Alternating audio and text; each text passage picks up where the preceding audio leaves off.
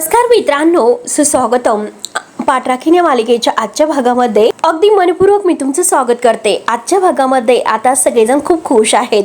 वैद्यभाऊ घरी आलेले आहेत आणि तेवढ्यात प्राजक्ता आणि चारुलता वैद्यभाऊंसाठी आता मस्त खिचडी बनवून घेऊन येतात. भाग्य तेथेच बसलेली असते. त्यावरती आता प्राजक्ता म्हणते की बाबा, मामा, अरे तुझ्यासाठी मस्त तुझी फेवरेट खिचडी स्पेशल. त्यावरती भाग्य म्हणते की स्पेशल म्हणजे आळणी मीठ नसलेली खिचडी. तेव्हा आता वैद्यभाऊ डोक्याला हात लावतात आणि त्यांच्या हाताला आता त्रास होतो. त्यावरती आता प्राजक्ता म्हणते की मामा, तर चारुलता विचारते की डोक्याला हात लावायला काय झालं तुम्हाला? अहो, तुमच्या तब्येतीसाठी खरंच चांगली आहे. त्यानंतर भाग्य म्हणते की बाबा, मगाशीच मी तुम्हाला सांगितलं ना, आमचं सगळं काही तुम्हाला ऐकावं लागेल. तेव्हा आता मामा म्हणतात की आयुष्यभर लागलेली एखादी सवय आहे तर ती मात्र कशी जाणार बरं मुलींनो? मीठ नसलेली खिचडी मात्र आज मी कशी जाणार आहे, मला कशी खाऊ मी? तेव्हा आता भाग्य म्हणते की तुम्ही तुमच्या पेशंटला कसं सांगतात बरं? म्हणून आता वैद्यभाऊंचा चष्मा घालते. त्यांचे ऍक्टिंग करत म्हणते की पथ्य पाळायला हवी. मला सांगा की तुम्हाला मीठ महत्वाचं आहे की तुमचा जीव महत्वाचा आहे? तेव्हा मात्र प्राजक्ता आणि चारुलता वैद्यभाऊ भाग्याकडे बघून खूप हसत असतात. तेवढ्यात आता भाग्याच्या डोळ्याला त्रास होत असतो. ती म्हणते की बापरे बाबा, खूपच हेवी नंबर आहे, तुम्हीच घाला. म्हणून ती आपल्या हाताने बाबांचा चष्मा त्यांच्या डोळ्यांना लावते. तेव्हा सगळेजण खूप खुश होऊन हसतात. त्यानंतर भाग्य म्हणते की चला आता खाऊन घ्या आणि प्राजू बरोबर त्यांना. तेव्हा वैद्यभाऊ म्हणतात की 1 मिनिट थांबा. तर चारुलता लता विचारते की काय झालं आता? तर वैद्यभाऊ आता विचारतात की हॉस्पिटल मधून जेव्हा मी आलो तेव्हा तुम्ही दोघी काय म्हणाला होता? बाबा आणि मामा, तू जे काही खाणार ना तर तेच आम्ही खाणार म्हणून, बरोबर ना? मग आता तुम्ही दोघी अगोदर खाऊन दाखवा आळणी खिचडी. तेव्हा आता प्राजक्ता आणि भाग्य एकमेकांकडे पाहत असतात आणि मग मी खातो ते पण तोंड वाकडं न करता असं म्हणतात. भाग्य खुशात म्हणते की हो प्राजू, खा बरं. तेव्हा आता प्राजू आणि भाग्य एकमेकांना नाही खुणवत असतात. तर लगेच आता हे वैद्यभाऊ त्यांच्याकडे बघतात आणि म्हणतात की नको ना, नको ना करतात, बघा बरं कसं. आणि आता ते चारुलताला विचारतात तुला हवी आहे का? तर चारुलता नाही म्हणते. आता त्यांनी ताट ते हातात घेतलेलं असतं आणि मग किचन मध्ये ठेवून यायला सांगतात. भाग्य म्हणते की नाही नाही, आम्ही सुद्धा खातो. आणि तेवढ्यात भाग्य लगेच आता 1 चमचा घास प्राजक्ताला भरवते.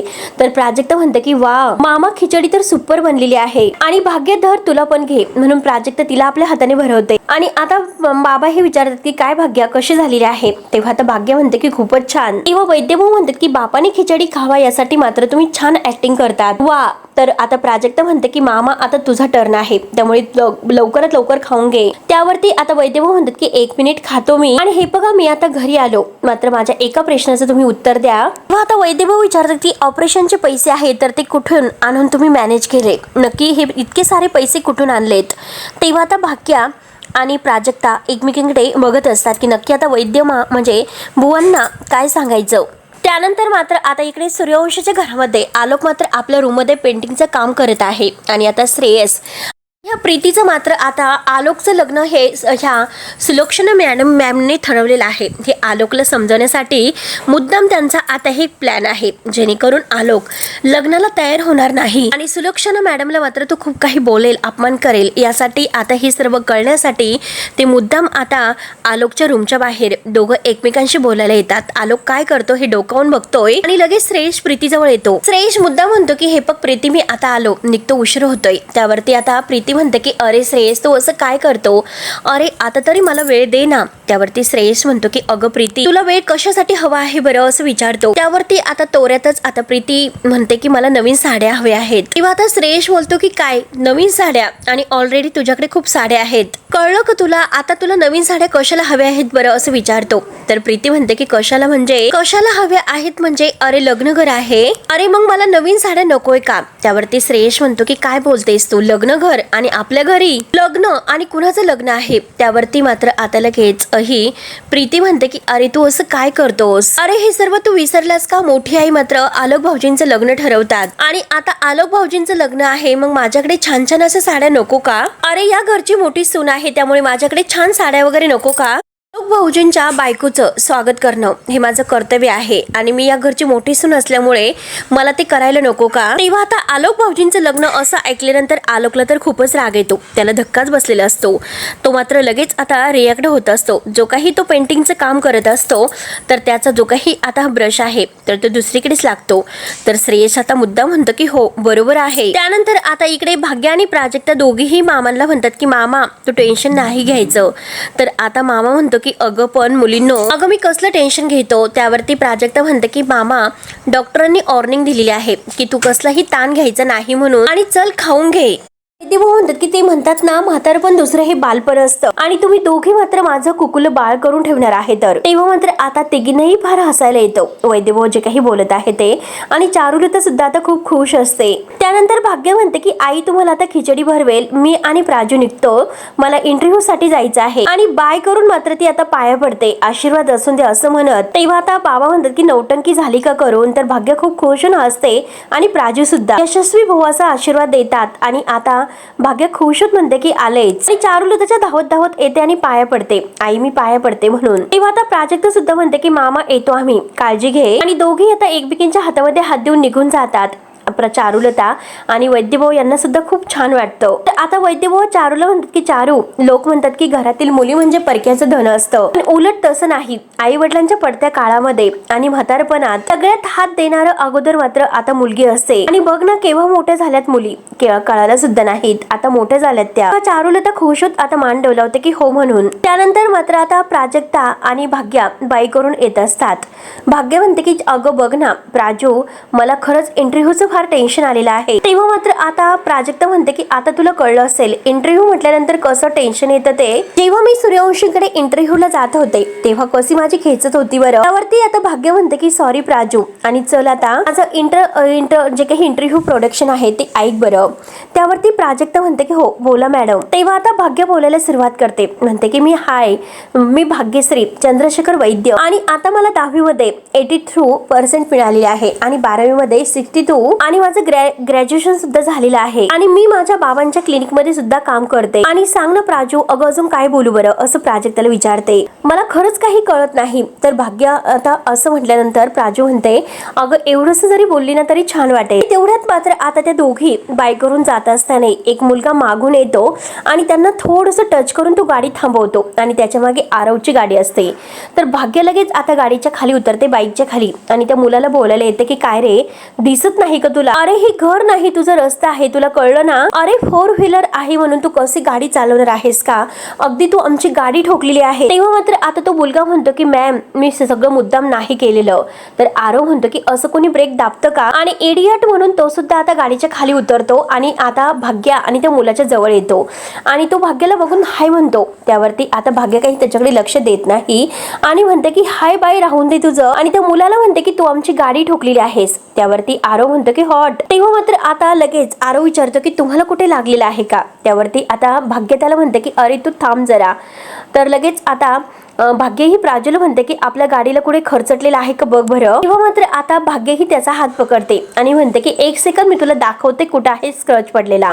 तेवढ्यात मात्र आरव आता भाग्याचा हात त्या मुलाच्या हातातून सोडतो आणि त्या मुलाचा हात धरून म्हणतो की बघ माझा सुद्धा गाडीला तुझ्या गाडीचा स्क्रच आलेला आहे. परंतु आता मात्र भाग्य पुन्हा त्या मुलाचा हात धरते, त्याच्या हातातून सोडते आणि म्हणते की चल आमच्या गाडीला दाखवते किती स्क्रच पडलेला आहे तो. परंतु आरव मात्र आता पुन्हा त्या मुलाचा हात धरतो आणि त्याला म्हणतो की हॅलो 1 सेकंद इकडे ये. परंतु आता भाग्य पुन्हा त्या मुलाचा हात धरते आणि आरव पुन्हा धरतो. त्यांचंही असंच सुरू असतं.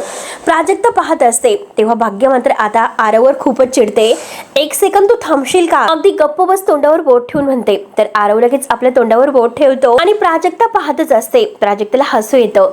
आरव म्हणतो की मी काय म्हणतो की हे सगळं आपण सोडून परत आपल्या बोटाकडे बघून हसतो आणि म्हणतो की त्या दिवशी सारखंच झालं, त्या दिवसावरून मला आठवलं आणि त्यानंतर आपण बोललोच नाही. तेव्हा भाग्य त्याला पुन्हा शुक म्हणून आता तोंडावर बोट ठेवायला सांगते. आरव लगेच तोंडावर बोट ठेवतो. तर आता ही भाग्या त्या मुलाला म्हणते की तू माझा दिवस खराब केलेला आहे, मला इंटरव्ह्यूला जायचं आहे, आता मी कशी जाणार आहे, एकतर मला फार लेट झालं असेल. तर प्राजक्ताला हसू येत असतं. प्राजक्ता हसते. तर आरव लगेच त्या मुलाला म्हणतो की सांग ना त्या कशा वेळेत पोहोचणार आहेत बरं इंटरव्ह्यूला. आणि तो परत भाग्याला विचारतो की मी तुम्हाला सोडू का, कारण मला एक्सपिरियन्स आहे तुम्हाला योग्य वेळी योग्य ठिकाणी सोडण्याचा, आणि डोंट वरी यावेळेस मी तुम्हाला गाणं सुद्धा नाही लावणार असं म्हणतो. आता भाग्य रागत असते. भाग्य रागाने आरवकडे पाहत असते. तर आरव म्हणतो की अरे बापरे, लोक दिला म्हणजे आता काही खरं नाही. तेव्हा आता प्राजक्ता पाहतच असते, तिला हसू येत असते आणि आता मात्र तो त्या मुलावर ओरडतो. की अशी गाडी चालवतात का, असा ब्रेक दाबतात का. तेव्हा तो मुलगा फारच घाबरतो आणि म्हणतो की सॉरी दादा, मला माफ करा, मी पुन्हा कधीही गाडीला हात लावणार नाही असं म्हणतो. आणि आता मात्र तो पुन्हा आपल्या गाडीमध्ये बसतो आणि आता कान पकडून म्हणतो की सॉरी वहिनी. मात्र आता तो निघून जातो. तर आता आरव खूपच हसतो. आरव म्हणतो की कोण वहिनी, कुणाला वहिनी म्हणालास. तेव्हा आता भाग्य जोरात ओरडते की मी तुला वहिनी दिसलीस का रे. तर आरव म्हणतो की एक्झॅक्टली, आणि काय हरकत आहे उस लडके की तुम्हाला पहिल्यांदा भेटला आणि डायरेक्ट वहिनी असं म्हणाला. तेव्हा आता भाग्य आता मात्र त्या आरववर खूपच रागवते आणि त्याला आता आपल्या हातातील फाईल मारत म्हणते की तुझ्यामुळे हे तुम्हाला वहिनी म्हणाला.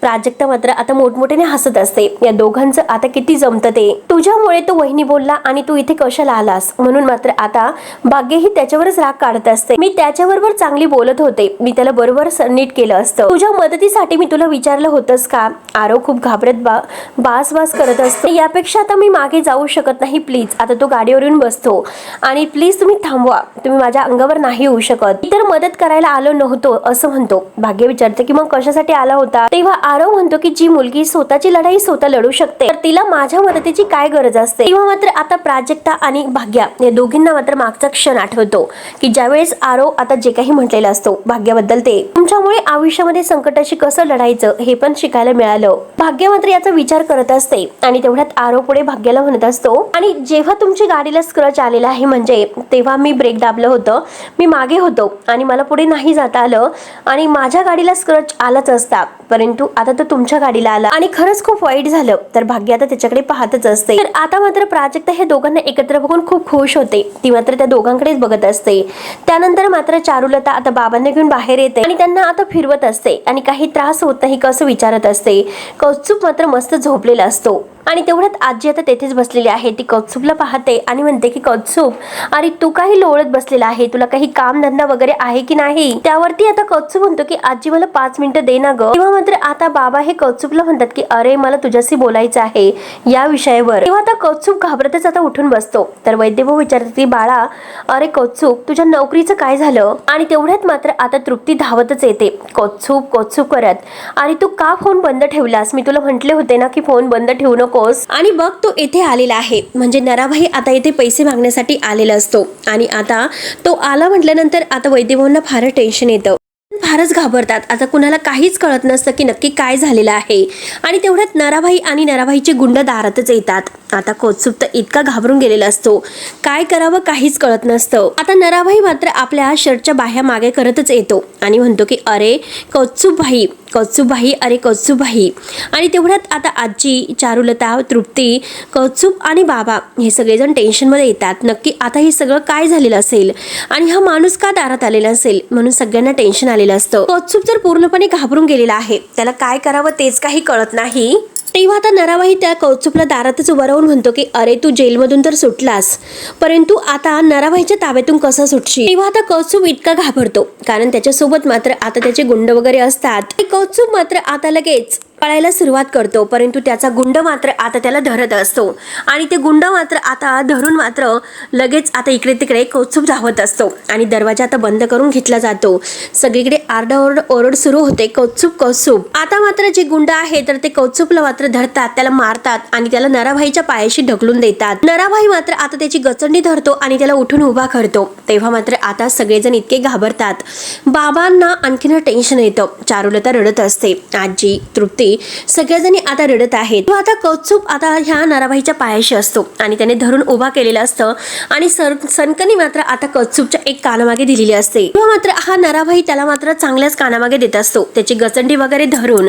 तेव्हा आता चारुलता रडत म्हणते की तुम्ही त्याला का मारतात, काय झालेलं आहे. आणि आता मात्र तो गचंडी धरत त्याला मात्र आजीच्या जवळ घेऊन येतो. तर नराभाई त्याला खूप मारत असतो आणि म्हणतो की अरे कौस्तुभ तू कुठेही जाऊन लप, परंतु हा नराभाई तुला शोधून काढेलच. तेव्हा आता तृप्ती म्हणते की हे बघा त्याला मारू नका, त्याला सोडून द्या. आणि तेवढ्यात मात्र आता चारुलताला त्या गुंडाने धरलेलं असतं. चारुलता जोरात हात हिसकावते आणि धावतच कौस्तुभच्या जवळ येते आणि म्हणते की त्याला मारू नका आणि कौस्तुभला विचारते की कोण आहे ते तुला का मारतात. आणि आता नराभाईला म्हणते की सोडा त्याला मारू नका. अरे कौस्तुभ बोल ना नक्की हे कोण आहेत. म्हणून आता चारुलता रडतच मात्र त्या लोकांच्या हात हिसकावण्याचा प्रयत्न करत असते आणि कौस्तुभला त्यांच्या तावडीतून सोडवण्यासाठी आजी, आता तृप्ती ह्या सगळेजणी रडत आहे. तर आता नराभाई विचारतो की बोल पैसे कधी कधी देतोस? तेव्हा आता कौस्तुभ रडतच घाबरतच म्हणतो की देतो. तर नराभाई पुन्हा एक त्याच्या कानामागे ठेवून देतो आणि देतो असे म्हणतो. बिचारी मात्र आता चारुलता फार रडत असते. अहो सोडा त्याला, सोडा ना त्याला. त्यावरती मात्र आता वैद्यभाऊ विचारतात की अरे कौस्तुभ काय बोलतात हे? मामा विचारत असतात की अरे यांचे पैसे घेऊन का आलात तू? नक्की काय झालं?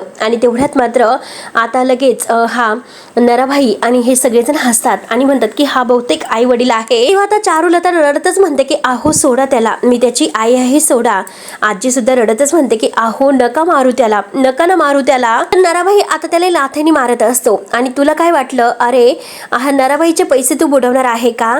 आणि नराभाईचे पैसे बुडवणारा माणूस अजून मात्र हा तयार झालेला नाही, अजून जन्मालाच आलेला नाही म्हणून. तेव्हा मात्र आता ही चारुलता म्हणते की मी तुमच्यासमोर हात जोडते, पण तुम्ही प्लीज त्याला मारू नका, प्लीज मारू नका. त्यावरती मात्र आता लगेच हा नराभाई म्हणतो की कधी माझे पैसे देणार आहात? रोकडा पाहिजे, रोकडा, माझा रोकडा मला पाहिजे म्हणजे पाहिजेल. तेव्हा आता तृप्ती म्हणते की मी तुमच्या पाया पडते, प्लीज त्याला सोडून द्या, आम्हाला फक्त थोडासा वेळ द्या, मी तुमचे सगळे काही पैसे परत देते, सोडा त्याला, प्लीज सोडा. तेव्हा मात्र आता हा नराभाई खूप जोरातच ओरडतो. तेव्हा आता नराभाई इतका जोरात ओरडलेला असतो आणि सगळ्यांना म्हणतो की एकदम चूप, चूप राहायचं, एकदम चूप, कुणाचाही आवाज यायला नाही पाहिजे, नाहीतर मी या कौस्तुभचा येथेच गेम वाजेल. म्हणून मात्र तो जोरजोराने आता त्याच्या कानामागे देऊन कौस्तुभला खूप मारत असतो. बिचारा कौस्तुभ सगळं काही मार सहन करतो आणि रडत असतो. आता चारुलताला आणि आजीला ह्या सगळ्यांना मात्र आता कौस्तुभ इतका मार खातो हे बघून खूप वाईट वाटत असतं.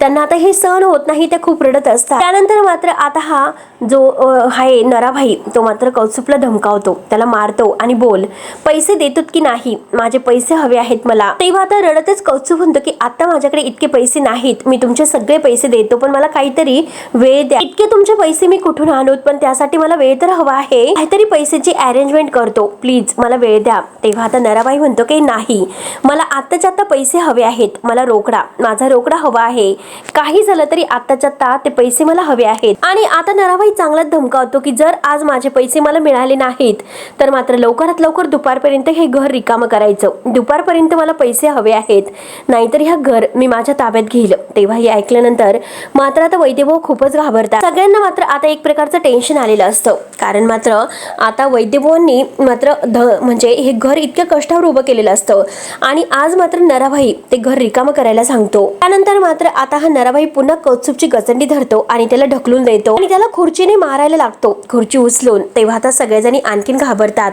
रडत असतात आणि आता तृप्तीला सुद्धा मात्र आता त्या गुंडांनी धरलेलं असतं. वैद्यभाऊ आता हे सर्व पाहतात, त्यांना आणखीन टेन्शन येतं. आता मात्र हा नराभाई जोराने खुर्ची मारणार, तोच लगेच पुन्हा खुर्ची मागे घेतो आणि त्याच्या पायावर ठेवतो. आणि आता कौस्तुभला तो धमकावतो की जर पैसे नाही मिळाले तर आजपासून हे वैद्याचं घर असेल, वैद्यभावांचं तर ते नराभाईचं असेल. आणि कुणाचं विचारतो तर कौस्तुभ घाबरतच म्हणतो की नराभाईचं. तेव्हा मात्र आता सगळ्यांना इतकं टेन्शन येतं, सगळ्यांना धक्काच बसलेला असतो की पायाखालची जमीन सरकते. हे सगळं जे काही सुरू आहे ते बघून नराभाई पुन्हा जोरात ओरडतो की जोरात बोल. तेव्हा आता कौस्तुभ घाबरतच म्हणतो की नराभाईचं. तेव्हा मात्र आता पुन्हा त्याला जोरात बोलायला लावतो. तेव्हा कौस्तुभ अगदी नराभाईचं म्हणतो तर नराभाई जोरात त्याच्या कानामागे आणखीन ठेवून देतो. तेव्हा आता वैद्यभाऊ रडतच म्हणतात की अरे नका ना मारू, का त्याला मारतात? आता तृप्ती धावतच बाबांच्या जवळ येते, बाबांना धरते आणि बाबा बाबा करत रडत असते. तेव्हा मात्र हा नराभाई म्हणतो की चला लवकरात लवकर घर खाली करायला घ्या. आता मात्र सगळेजण खूप टेन्शन मध्ये आहेत आणि आता कुणाला काय करावं तेच काही कळत नसतं. नराभाईने मात्र आपल्या माणसांना घर खाली करायला सांगितलेलं असतं, म्हणून ते माणसं आता घरातील सामान इकडे तिकडे फेकून द्यायला सुरुवात करतात, म्हणजे बाहेर. त्यानंतर इकडे रोडवर अजूनपर्यंत भाग्या आरव यांची अजून चर्चा सुरू असते. भाग्या म्हणते की त्या दिवशी तर तू असं म्हणालास मार खाण्याची कामं करतोस तर ते बरोबर आहे. तेव्हा लगेच आता आरव हसतो आणि म्हणतो की हॅलो, मी क्या बात है यार, आई शपथ काय मुलगी आहे यार. म्हणजे तो मुलगा आला तो तुमच्या गाडीवर धडकला आणि आता मात्र त्याच्या गाडीमुळे तुमच्या गाडीला क्रॅच आला आणि तुम्ही वर काय म्हणतात की मी मार खाण्याचे काम करतो. तेव्हा आता भाग्य म्हणते की हो, तू मध्ये कशाला आलास? मी तुला सांगितलं होतं का मध्ये ये म्हणून, मी त्याच्याबरोबर बोलत होते, तू कशाला मध्ये आला बरं? आरव हसतो हॅलो करतो, मी मध्ये आलो, मी तर माझी गाडी थांबवली होती आणि तुम्हाला माहिती आहे का माझ्या गाडीला स्क्रॅच आलाच असता. तेव्हा आता भाग्य म्हणते की पण तुम्ही मध्ये मध्ये काय येत होता? तेव्हा आता आरव म्हणतो की नाही, मी मध्ये आलोच नव्हतो, माझ्या गाडीला सुद्धा स्क्रॅच आलाच असता, मी माझी गाडी थांबवली आणि तुमच्या वतीने मात्र मी त्या मुलाशी भांडत होतो. तेव्हा आता भाग्य आणि आरव या दोघांचं भांडण सुरू होतं. आता प्राजक्त धावतच येते आणि आता ह्या दोघांचा फारच आरडाओरड सुरू असतो. भाग्या आता खूप ओरडते. तेव्हा आता प्राजक्ता धावतच येते आणि भाग्य शांत हो असं म्हणते. प्लीज थांबा दोघंही, तुम्ही दोघं का भांडतात असं विचारते. आरव म्हणतो की मी नाही भांडत, पण तुमची बहीणच भांडकुदळ आहे. तेव्हा आता भाग्य म्हणते की मी आणि भांडकुदळ. आरव म्हणतो की यस. तर भाग्य विचारते की मग तू कोण? तू तिथे कड मारणार माकड आहे का? तेव्हा आता आरव म्हणतो की काय बोलतात, माकड आणि मी माकड. आणि परत म्हणतो की प्राजक्ताला विचारतो की मी माकड आहे का मी तुम्हाला माकडासारखं दिसतोस का? तेव्हा भाग्य आता हसते. आरव म्हणतो की मी असं तिकडे आलो होतो का? मी तुमची मदत करण्यासाठी आलो होतो आणि मी तर तुमच्या म्हणजे बाजू घेऊन त्या मुलाशी बोललो आणि तुम्हाला त्याचं काही नाही आणि काय बोलू आता असं म्हणतो. त्यानंतर आता लगेच प्राजक्ता म्हणते की भाग्या, आरव सर प्लीज दोघंही शांत व्हा आणि प्लीज बास करा आता हे सर्व. तेव्हा मात्र आरव आणि प्राजक्ता दोघंही खूपच हसत असतात. दोघांना इतकं हसू येत असतं आणि मोठमोठ्याने हसत असतात. तेव्हा आता भाग्य त्यांच्याकडे पाहतच असते. भाग्य सुद्धा आता त्या दोघांना बघून आता ती सुद्धा हसायला सुरुवात करते. तिघेही खूप हसत असतात. आता मात्र भाग्य हसत आरवच्या समोर येते आणि म्हणते की पण आपण का हसतो असं विचारते. आता आरव फक्त हातवारे करत म्हणत असतो. त्यावरती भाग्य हसत विचारते की म्हणजे काय? जे आता आरव म्हणतो की हे बघ, त्या मुलाने तुझ्या गाडीला धडक दिली आणि आता मी त्याच्या मागेहून म्हणजे धडकलो, त्याने ब्रेक दाबलं म्हणून, आणि तो तर निघून गेला पण आपणच एकमेकांशी भांडतोय. आता याचं त्यांना हसू येत असतं. आणि तो गेला तर तुला वहिनी म्हणून सुद्धा गेला. तेवढ्यात मात्र आता भाग्य हसता मात्र आपले जे काही डॉक्युमेंट्स आहेत तर त्याने आरवला मारते आणि तिच्या हातातील सगळे डॉक्युमेंट्स खाली पडतात. तिचं लक्ष सुद्धा राहत नाही आणि वारेने सगळे काही डॉक्युमेंट्स सोडून जातात आणि परत हसत असतात आणि डॉक्युमेंट्स आहे तर ते गोळा करायला जातात. तेव्हा त्या दोघांची धडक होते. प्राजक्ता दोघांकडे बघतच असते. दोघे आता खाली बसलेले आहेत आणि एकमेकांकडे बघत आपापल्या डोक्याला त्यांचा हात आहे आणि एकमेकांकडे बघत असतात. प्राजक्ता मात्र आता त्या दोघांकडे पाहत असते. प्राजक्ताला असं वाटतं की ह्या दोघांचं चांगलंच जुळणार आहे म्हणून ती त्यांच्याकडे बघतच असते. तर आरव आणि भाग्य एकमेकांच्या हातामध्ये हात देतात. तेव्हा आता भाग्य म्हणते की बावळट, तुझ्यामुळे आता मला इंटरव्ह्यूला जायला लेट होणार आहे. तर त्यावरती आरव म्हणतो की एक्सक्यूज मी काय केलं? आता भाग्य म्हणते की एक्सक्यूज मी काय केलं वर विचारतोय. अरे तू हसलास म्हणून मी हसलेस. तेव्हा आता लगेच म्हणजे आरव म्हणतो की मी नाही हसलो, तू असं का करतेस? तेव्हा लगेच आता भाग्य म्हणते की अरे आता सुद्धा हसतोय. त्यावरती लगेच आता म्हणजे हा आरव म्हणतो की म्हणजे सॉरी माझी जर काही चूक झाली असेल तर सॉरी. तेव्हा मात्र आता प्राजक्ता ते डॉक्युमेंट्स वगैरे आहे तर ते सगळे उचलते आणि आरव ते डॉक्युमेंट्स उचलून आता तिच्या हातामध्ये देतो आणि तिच्या हातामध्ये देऊन मात्र आता दोघंही एकमेकांकडे पाहतच असतात. दोघांना हसू येत असतं. आरवने भाग्याचा हात धरलेला असतो आणि आता ही त्यांच्याकडे पाहत असते. प्राजक्ता नक्की आता या दोघांमध्ये काय सुरू आहे हेच काही तिला कळत नसतं. त्यानंतर मात्र तो आपली जी काही कागदपत्राची फाईल आहे तर ती कागदपत्राची फाईल घेतो आणि तो म्हणतो की हे माझं घ्या आणि माझं जी काही फाईल आहे, नाहीतर इंटरव्ह्यू देताना मात्र आता हे सगळं काही उडून जाईल म्हणून आपली फाईल देतो. तर प्राजक्ता आता खुश बघून हसत असते. भाग्य आता थँक्यू असं म्हणते आणि दोघे एकमेकांशी गप्पा करत असतात. आणि तेवढ्यात मात्र आता प्राजक्ताच्या मोबाईलवर फोन येतो. तेव्हा प्राजक्ता फोन घ्यायला जाते आणि तेव्हा मामीचा फोन असतो. मामीचा फोन मात्र आता ती बघते आणि म्हणते की अगं बोल ना मामी, काय झालं? तेव्हा चारुलता म्हणते की अगं लवकरात लवकर घरी ये. तेव्हा आता प्राजक्ता म्हणते की मामीचा आवाज असं का येत होता, नक्की काहीतरी टेन्शन मध्ये आहे असं का वाटत होतं? मामाची तब्येत ठीक तर असेल ना म्हणून आता प्राजक्ताला खूप टेन्शन येतं. त्यानंतर मात्र आता लगेच इकडे हा भाग येथे संपतो. तर पुढील भागामध्ये आता आलोकला जेव्हा माहिती होतं की सुलोचनाने आपल्या लग्नाचा विषय घेतलेला आहे म्हणून आता हा जो काही आलोक आहे तर सुलोचनाला मात्र आता तो त्याचा जाब विचारायला येतो आणि जाब विचारायला येऊन मात्र आता तू स्वतःला काय समजतेस? स्वतःला म्हणजे तुला कोणी माझ्या आयुष्यातील निर्णय घेण्याचा हक्क दिलेला आहे असं म्हणतो. माझ्या आयुष्याची जर तू वाट लावलेलीच आहे आणि ते कमी होतं तर दुसऱ्या कोणाच्या तरी आयुष्याची तू वाट लावायला निघालेली आहेस का? आणि कोणाला विचारून तू माझं लग्न लावायला निघालेली आहेस असं विचारतो. त्यानंतर मात्र इकडे नराबाईने आता सगळे काही भांडी वगैरे बाहेर फेकून दिलेले आहेत आणि घर आपल्या ताब्यामध्ये घेण्यासाठी आता तो तेथेच ठाम नांदून बसलेला आहे. आणि आता वैद्यबुवा मात्र एका ठिकाणी जाऊन बसलेले आहेत. खूप रडत असतात. चारुलता खूप रडत असते. तेव्हा नराबाईच्या पायावर अगदी हात ठेवून म्हणते की माफ करा, मी तुमच्या पायावर डोकं ठेवतो. परंतु हा नराबाई मात्र आता मामीला ढकलून देतो. तेव्हा आता जेव्हा मामी खाली पडणार तर प्राजक्ता तेथे आलेली असते आणि ती लगेच आता मामीला धरते. आता चारुलता हात जोडत म्हणते की जसं तू मामाला वाचवलंस तसं मात्र आज आपल्या घराला वाचव. प्राजक्ताला खूप टेन्शन आलेलं असतं की नक्की आता काय करावं. तेव्हा मित्रांनो आता पुढे नक्की काय होईल हे बघायला विसरू नका. तोपर्यंत धन्यवाद.